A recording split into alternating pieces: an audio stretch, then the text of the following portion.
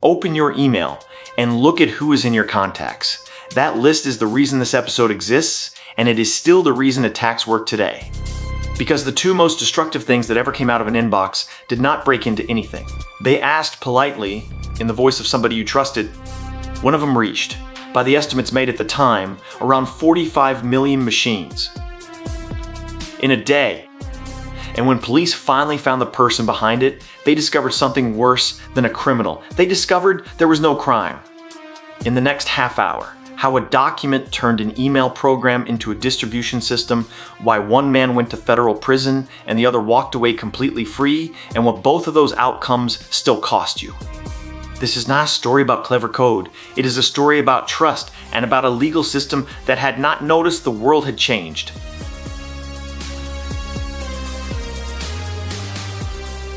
Start with the mechanism, because if you understand this one idea, the rest of the episode is inevitable.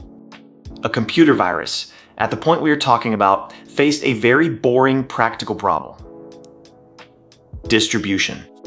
It could copy itself perfectly. That part was easy, and it had been easy for years. What it could not do was travel, because traveling meant a human being physically carrying something from one machine to another machine. Floppy disks, mostly. Somebody borrows a disk, somebody takes work home. Infection moved at the speed of people walking around with plastic in their pockets.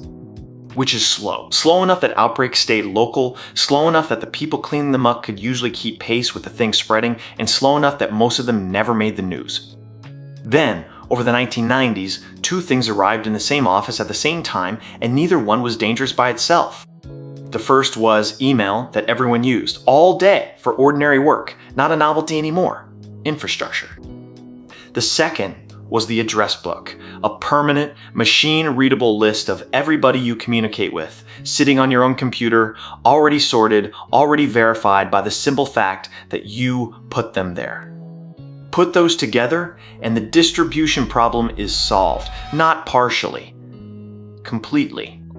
The virus no longer needs to travel. It needs to convince one machine to send it, and that machine already knows exactly who to send it to. And here is the part that makes it devastating rather than merely fast. It arrives from a real person. Somebody you actually know.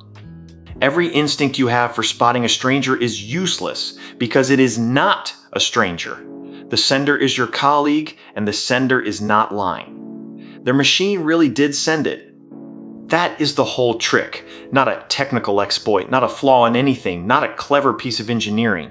An inherited reputation, borrowed for the length of one message. And in March 1999, somebody put it together and pointed it at the world. His name is David Lee Smith. He is a programmer, and he is in New Jersey. The first thing he does is not technical at all. He takes over an America Online account that is not his. That matters, and it will matter again at the very end of the episode. He is thinking about being traced before he is thinking about spreading, which tells you he knew perfectly well what he was doing was a crime. Then he posts a file to an internet news group. If you are under 30, a news group is a public message board that predates the web, and people found things on it by browsing. The group he chose was called alt.sex, and the promise attached to the file was free passwords to adult websites. Sit with the design of that for a second, because it is doing more work than the software will. It selects for someone who wants something they are not supposed to have. Someone who, when the file starts behaving strangely, will be slow to walk over and ask a colleague for help, because explaining where it came from is its own problem. The bait is not an accident. It is the most carefully engineered part of the entire operation. Somebody downloads the file. It is a word processor document. They open it, which in 1999 is not a reckless act. It is Tuesday. And inside the document is a macro. A macro is a small automation that lives inside a document so that documents can do useful, repetitive work. Invoices that fill themselves in. Reports that pull yesterday's numbers. Spreadsheets that tidy their own columns. It is a feature.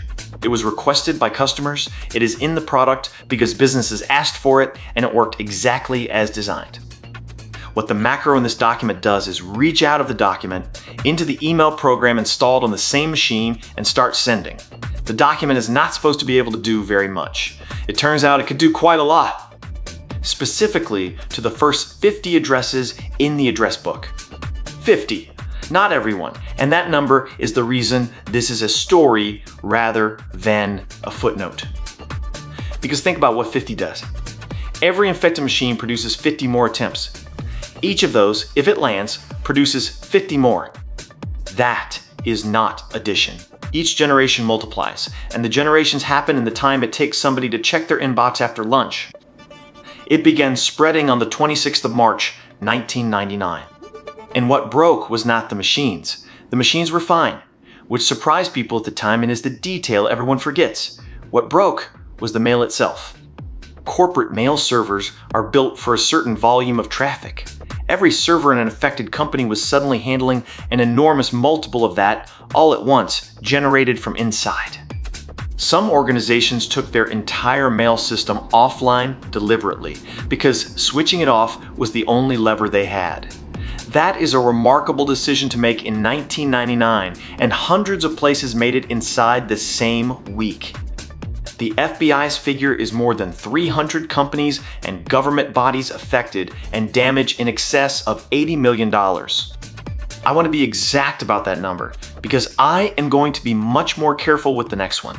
80 million is the FBI's own figure from the FBI's own account of the case. It is not a press estimate. And the damage is not theft. Nothing was stolen from anybody.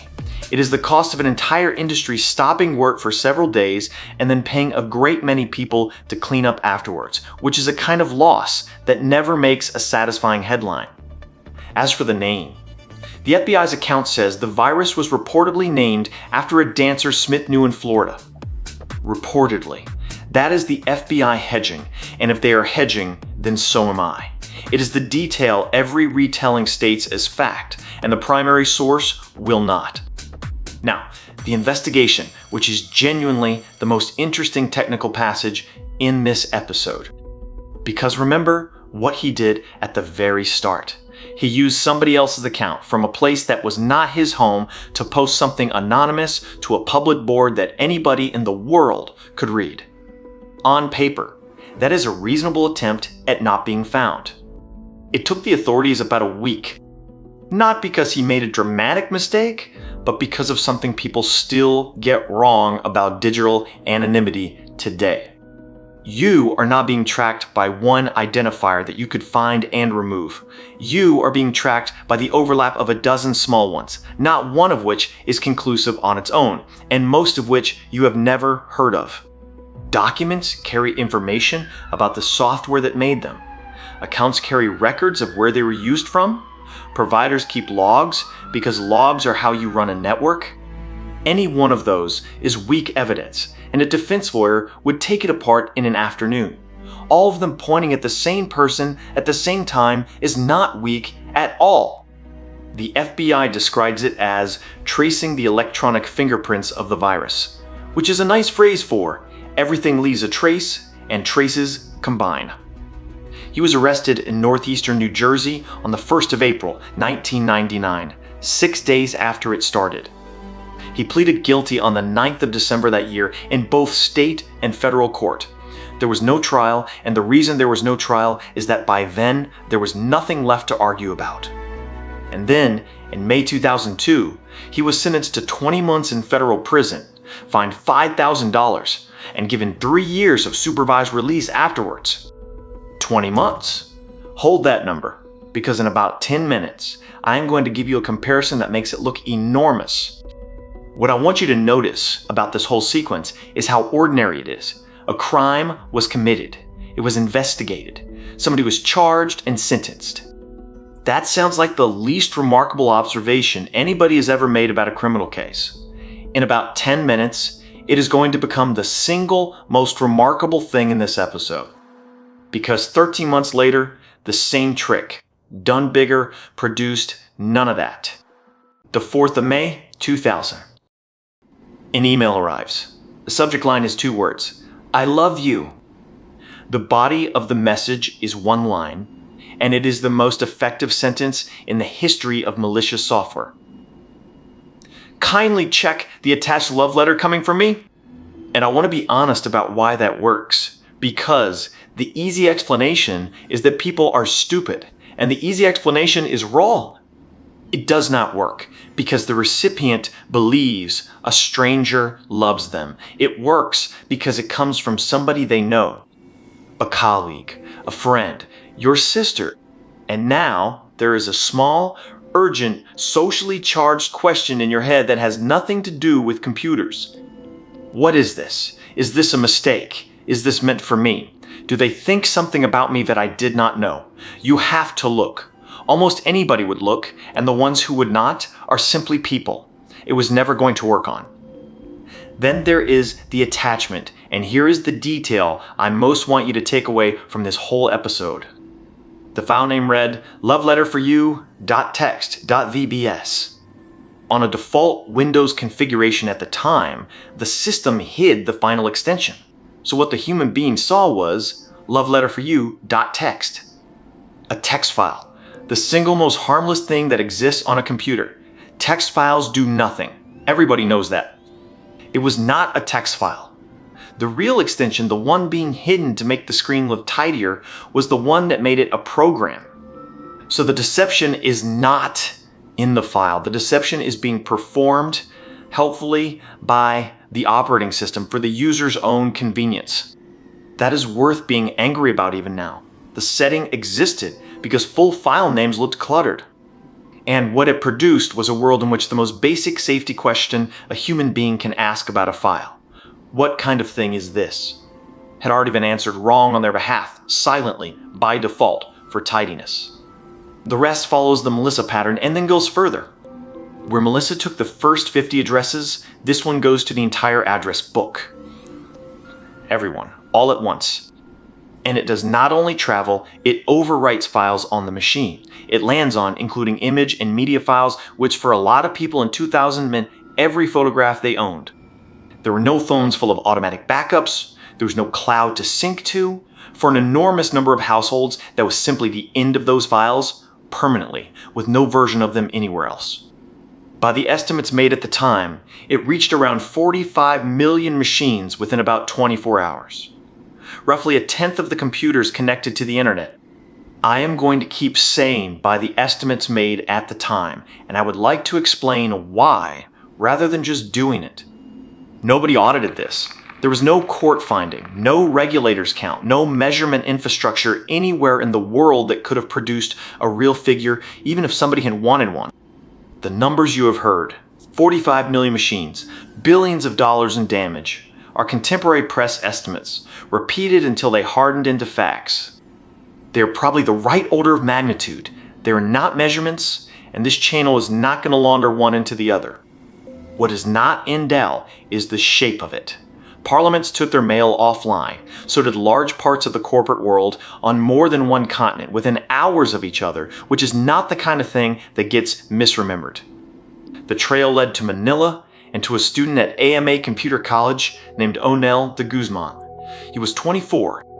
His account, given publicly, is that he was trying to steal passwords in order to get internet access without paying for it, and that he did not expect what happened. You can believe that or not. What matters legally is what happened next, and what happened next is the actual subject of this episode. The Philippines had no law against it. Not a weak law. Not a law with a loophole in it that a good advocate found. There was no computer crime statute on the books at all, because no legislature had yet been given a reason urgent enough to write one. So, prosecutors did what prosecutors do when the conduct is obviously wrong and the statute book is silent. They reached for the closest thing. What they reached for was a theft provision, of the kind written with credit card fraud in mind. And it did not fit. It was never going to fit. Nothing had been taken in the sense that law understood taking. On the 21st of August, 2000, all charges were dropped. The largest malware event the world had seen to that point, and the legal outcome was nothing. Not an acquittal, which at least means a court considered it. Not a reduced charge. There was simply no offense to triumph for. And the legislature had already noticed. In June of that year, the Philippines passed an Electronic Commerce Act, Republic Act 8792, which covered exactly this kind of conduct. 2 months before the charges were dropped, and it made no difference whatsoever. Because you cannot apply a criminal law backwards. That principle is not a technicality, and it is not a loophole. It is one of the oldest protections in law, and you want it. It means the state cannot make something illegal today and then punish you for having done it last year. Every functioning legal system has some version of it. And in this one case, the protection that exists to stop governments inventing crimes after the fact meant that the largest computer incident in history to that date carried no legal consequence at all for the person at the center of it. Both of those things are true simultaneously. That is what makes it interesting rather than merely infuriating. Now put the two men side by side, because the comparison is the whole point of pairing them in one episode. Same fundamental technique, 1 year apart. Second one far larger in reach. New Jersey, investigated in days, guilty plea, 20 months in federal prison, and a fine. Manila, identified, held, and released with nothing on his record because the conduct was not a crime where it happened. The difference is not the sophistication of the attack, because the second one was not more sophisticated. It is not the amount of harm, because the second one caused far more. It is not how hard either man tried to hide, because the one who tried harder is the one who went to prison. The entire difference is which side of a line on a map the keyboard was on. And that, in one sentence, is the thing every government in the world learned in the autumn of 2000. So what actually changed? 3 things, and only one of them is technical.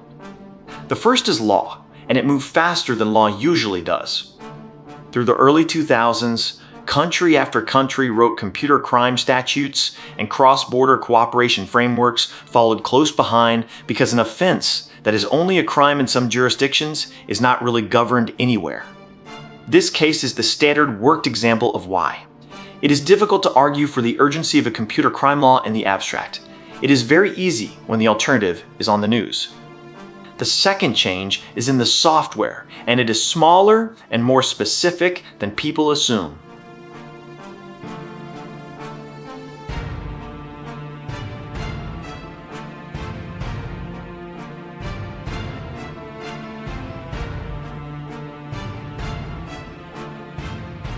The second change is in the software. Macros in documents stopped running automatically. They became something a document has to ask permission for, with a warning bar. Every time. Mail programs stopped letting a document reach in and drive them. The specific connection that made the first of these possible was closed deliberately, and closing it broke some legitimate business tooling, and it was closed anyway. And file extensions started being shown. That is a direct consequence of this episode, and it is the change you personally still benefit from most often. Notice that none of those are clever. None of them is a detection system or an algorithm. They are the removal of conveniences that turned out to be more dangerous than they were useful. Which is what most real security improvement actually looks like, and it is much less exciting than the version in films. Not addition. Subtraction. Somebody decides a capability is not worth what it costs. The third change is the one that did not happen, and it is the reason this is not just history. The human mechanism was never fixed because it cannot be fixed. It is not a bug. You trust mail from people you know. You are supposed to trust mail from people you know. An email system in which you did not would be useless. So every phishing campaign that works today works on the identical principle these two men used. Arrive as somebody the recipient already trusts and hand them an emotionally urgent reason not to stop and think about it. The wrapper has changed completely. The mechanism has not changed at all in 26 years. Which is why this pairing is worth half an hour instead of a trivia list. Before the takeaways, some honesty about what this episode has deliberately not told you. I have not shown you any code, not a line of the macro, not a line of the script. That is a policy on this channel, and I would rather state it than have you assume I could not find it. It is public. It is in academic papers. Showing it teaches nobody anything they need. Understanding why an attack works and being handed a working copy of it are entirely different things, and only the first one is education. The second is just distribution with a lesson plan attached. Second, I have not told you what either man is doing now beyond what they have said publicly themselves. Both are alive. Both served whatever the legal system decided they owed. Third, and this is the one I want to be most careful about, neither of these was the first email virus. Self-replicating programs predate both of these by decades, and this series has already covered some of them. These two are not first. They are the moment the technique met an audience large enough for the consequences to be visible from orbit. Scale is the story, not novelty, and anybody selling you either of these as the beginning of something is compressing history to make a better sentence. And fourth, the damage numbers. I have said it 3 times, and I will say it once more, because it is the most commonly repeated false precision in this entire subject. $80 million for Melissa is the FBI's figure. The billions attached to the second one are contemporary press estimates and always were. If you see one of them written without a source, you have found somebody repeating rather than checking.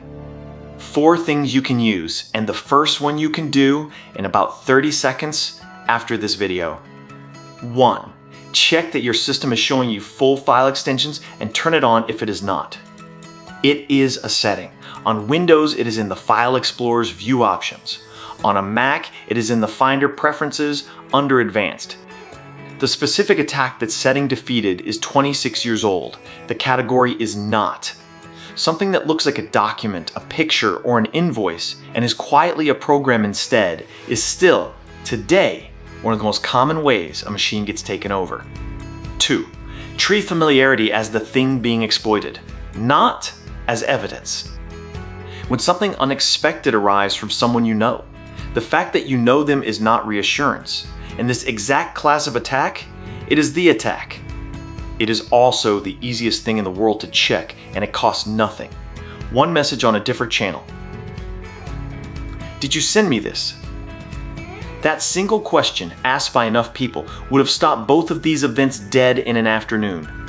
3. Notice when something is trying to make you hurry and treat that as the alarm itself. I love you.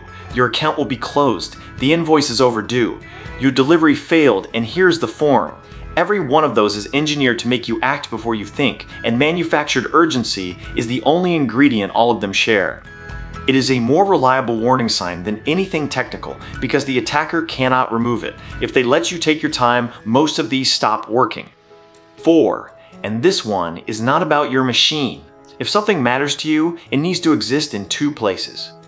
The people who lost every photograph they owned in 2000 did not lose them to sophistication.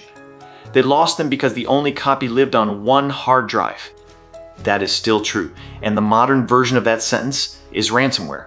The technology on both sides has changed completely, and the answer has not changed in a quarter of a century. 2 copies in 2 places. Those 4 take 1 evening between them, and they are worth more than any product I could name. And there is a 5th thing, which is not advice, but I think it is the durable lesson. For a period in 2000, the largest computer attack in the world was legal in the place it came from. Not tolerated, not unpunished, legal.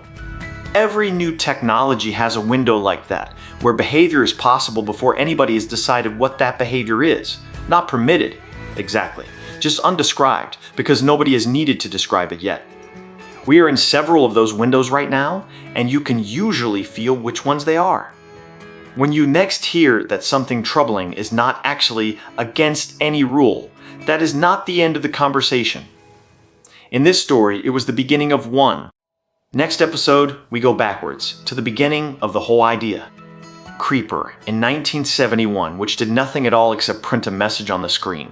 Elk Cloner, written by a 15-year-old, which is the one that reached personal computers in people's homes. And Brain, from 2 brothers in Lahore, who put their real names, their address, and their telephone number inside it. Not one of them was written to cause harm.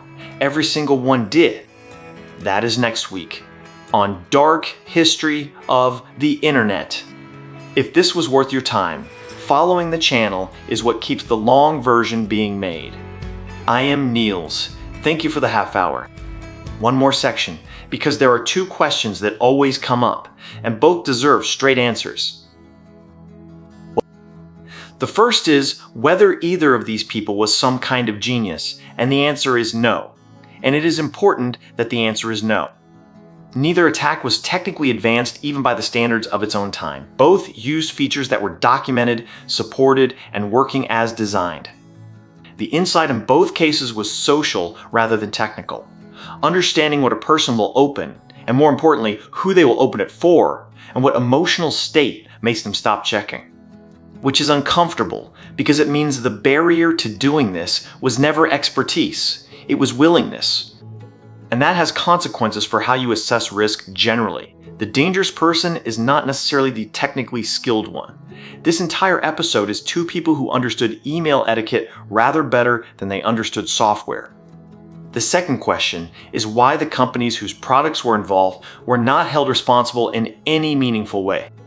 And the honest answer is that the features worked. The macro ran because macros run. The mail was sent because programs were permitted to send mail. Nothing malfunctioned. Every component did precisely what its documentation said it would do, which is the hardest idea in security to hold on to. And I want to leave you with it because it explains more than any individual incident. Most serious failures are not the result of anything breaking. They are the result of several things working entirely correctly at the same time, in a combination that nobody ever sat down in one room and considered together. Macros are useful. Address books are useful.